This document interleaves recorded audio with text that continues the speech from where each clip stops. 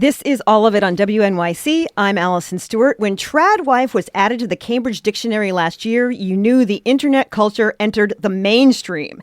A portmanteau of traditional and wife, the word describes someone who follows old-school gender roles, sometimes engaging in a lifestyle that goes back to the earth, farming, homeschooling, chickens. Think supermaxing Little House on the Prairie. That's where we find the protagonist of the debut novel, Yesteryear. Natalie Heller-Mills describes herself as a, quote, flawless Christian woman. She dropped out of Harvard to marry the son of a political dynasty. They moved to Idaho, start their own ranch, about to have their sixth kid. They raise chickens, bake bread, and yes, it will be posted on the internet. Her farm, Yesteryear, has brought her fame and a series of problems as well. The biggest one day she wakes up and realizes there's no more social media. The world isn't watching, and it appears that she's a traditional wife and has a traditional farming life in 1855. The cleaning, cooking, and surviving. How will Natalie get out of this situation, and what got her there in the first place? The novel Yesteryear is a be careful what you wish for novel. It takes a sharp, biting, and funny look at feminism, hypocrisy, and performative behavior. It is written by Carol Claire Burke. She is our guest. Hi, Carol. Hi. So when did you first become interested in Tradwives?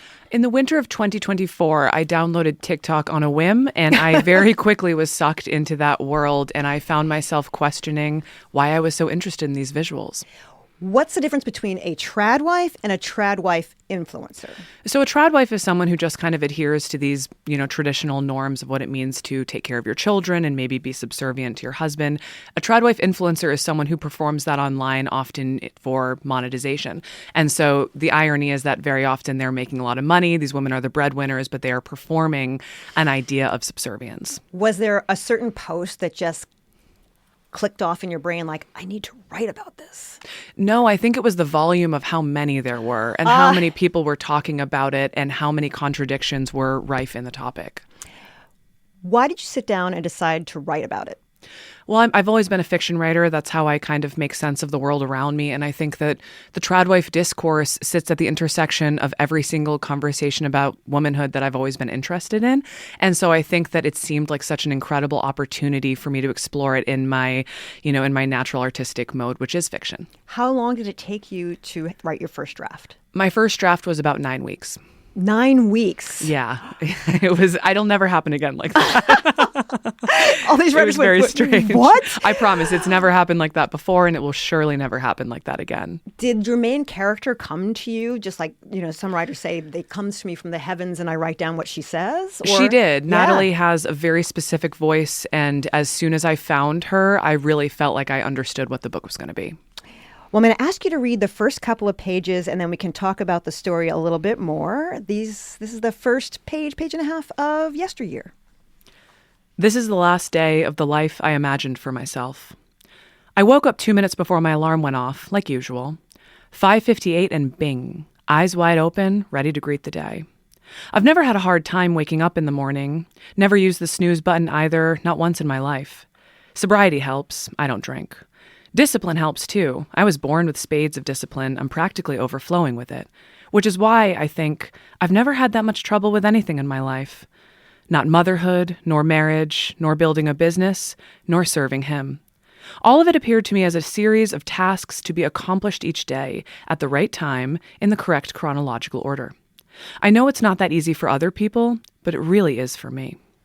That's why all those strangers liked me so much.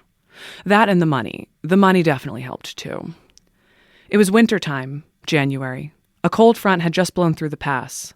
By my bedroom window, the radiator was puffing hot air. The sky outside was deep as death black and would be for another few hours.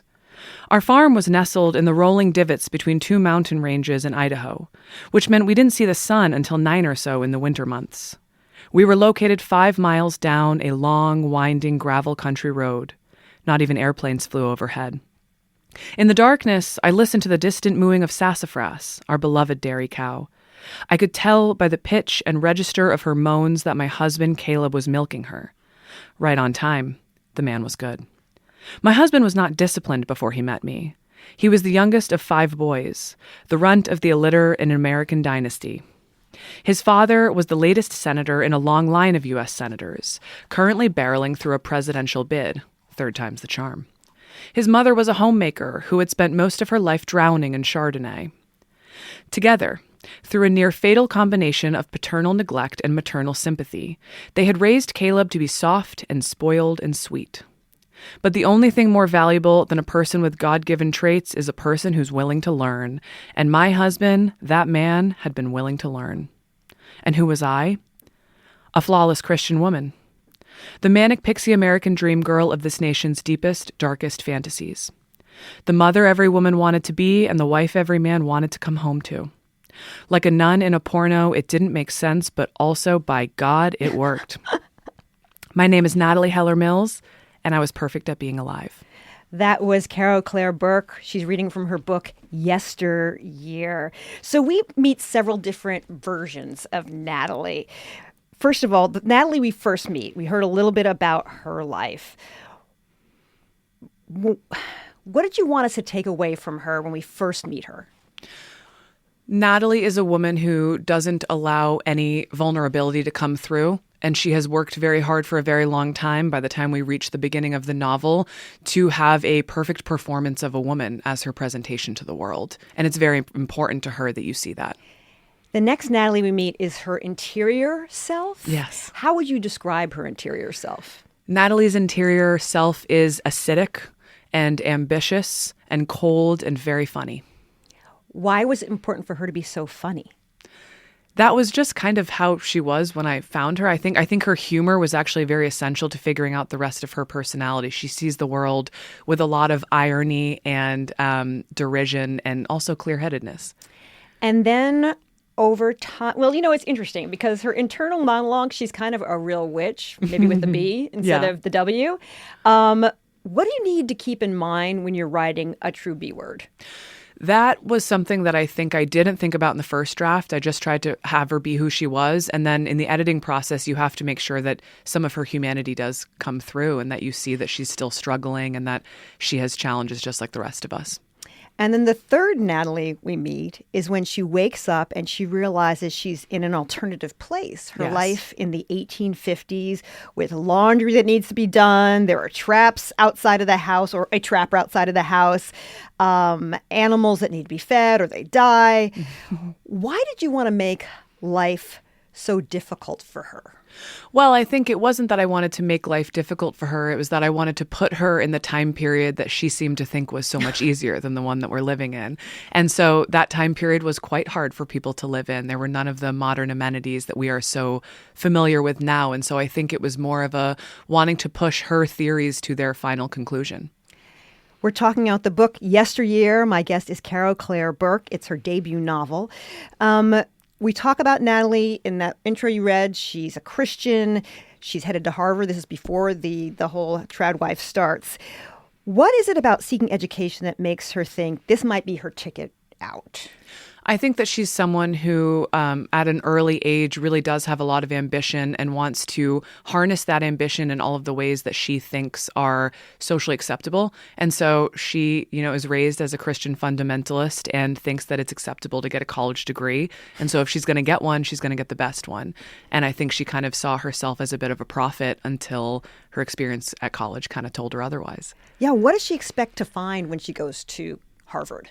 She envisions Harvard as, a debating ground of the likes of Socrates and Aristotle, and she thinks she'll be having these grand conversations about religion and spirituality and, the divine will of man. And what she finds is much more, I guess you would say, human than that.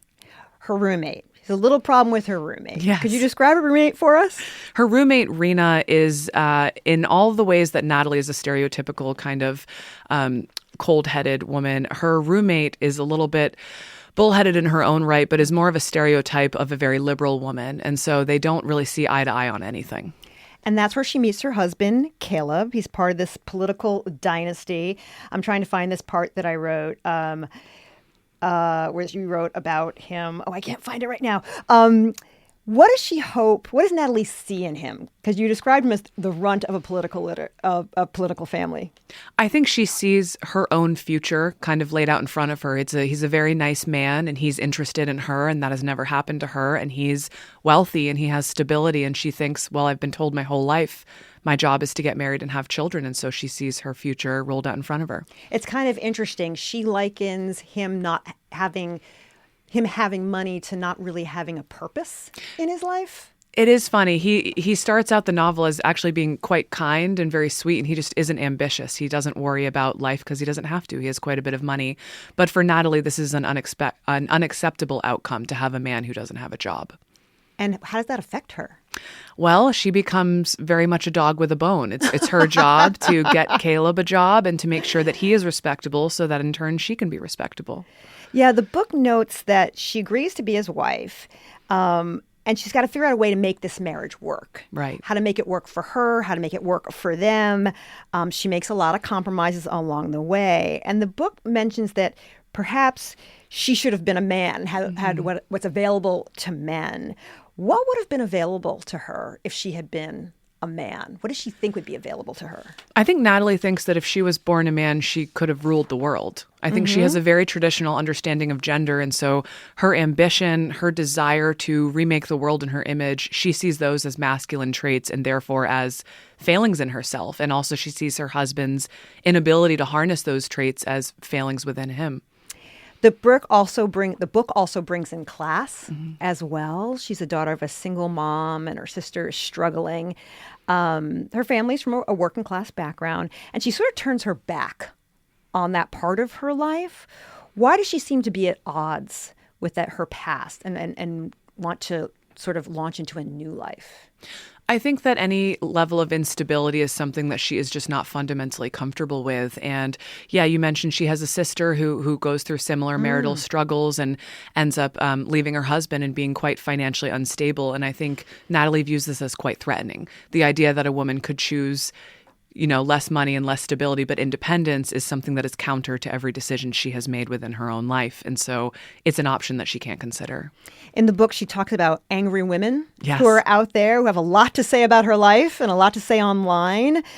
Who are these angry women in her mind? Yes, the angry women are the people who comment on her posts. They're the ones who ironically give her the most engagement and probably help her monetize her account the most.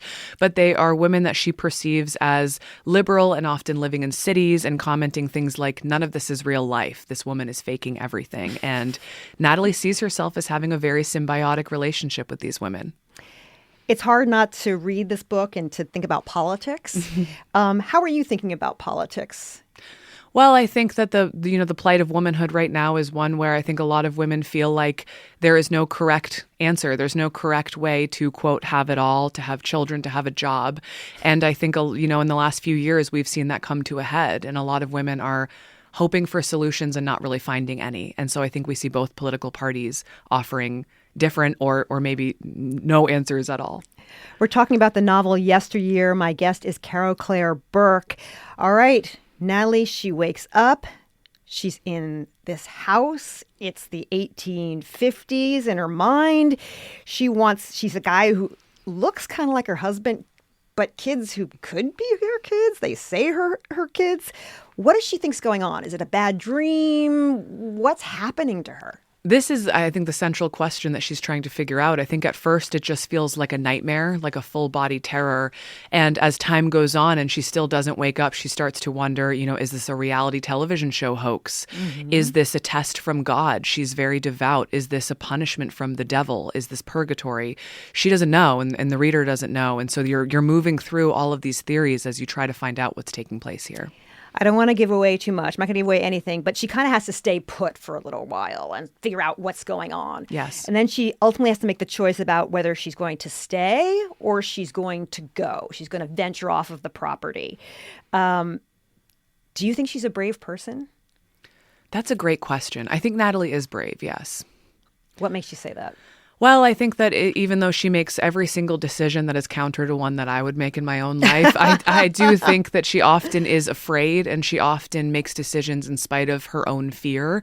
And I think that that's probably the definition of bravery. She finds something within herself to move forward even when she feels almost paralyzed by fear. All right, you make the reader wait a long time to find what's happened in the book. Why did you wait so long? That's a good question. I don't think it occurred to me that I could do it earlier.